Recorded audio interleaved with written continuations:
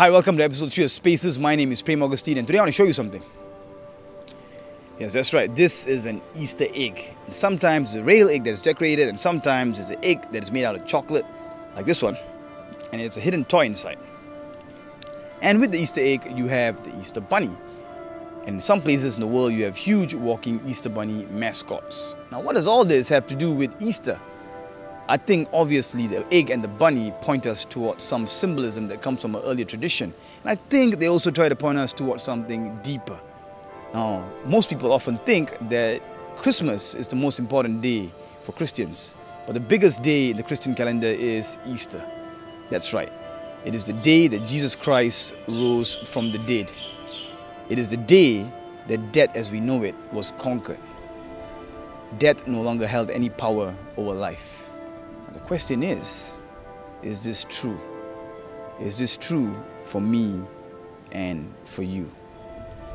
When we are actually faced with the harsh and brutal reality of death every day, when in truth, someone dies every minute. The truth is that we are moving towards an end as we breathe. The pain and the anguish, the loss and the grief, the hopelessness and despair that comes with death has no remedy. It is confrontational, it is forceful, it redefines our existence. And yet, in the face of this powerful adversity, we have Easter.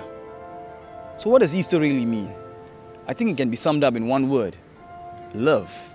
I know it sounds cliched, but think about it for a moment. Can you recall all the great love stories that you have ever heard, where the lovers persist against all the odds? Their love so fierce that it fears nothing, not even death. And these are the kind of stories that stir within us something so deep. It gives us hope to reach the impossible. It compels us to give all that we are. Our existence becomes purposeful. And we are affected so much that we sing and write and share and remember these experiences for the rest of our lives. We are changed forever.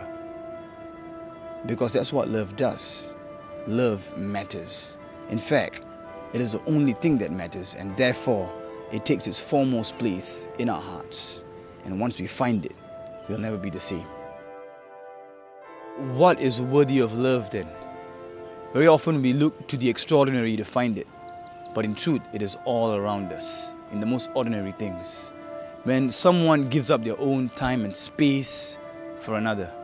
When a mother feeds a child, denying herself freedom, committing herself to tend to the needs of the child. When a man goes to work day and night to provide for his family.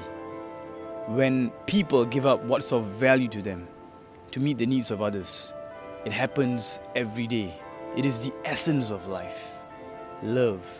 It is worth everything, and therefore it requires sacrifice.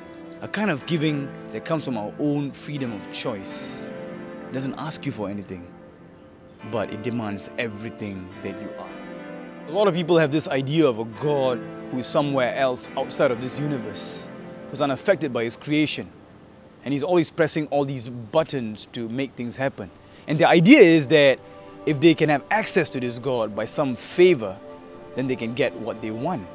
But this idea is not motivated by love, because it's self-seeking. Jesus contradicts this idea completely on the cross. He says, there's no greater love than to lay down one's life for a friend. Love is self-sacrificial, just like in the great stories and in the reality that we all know.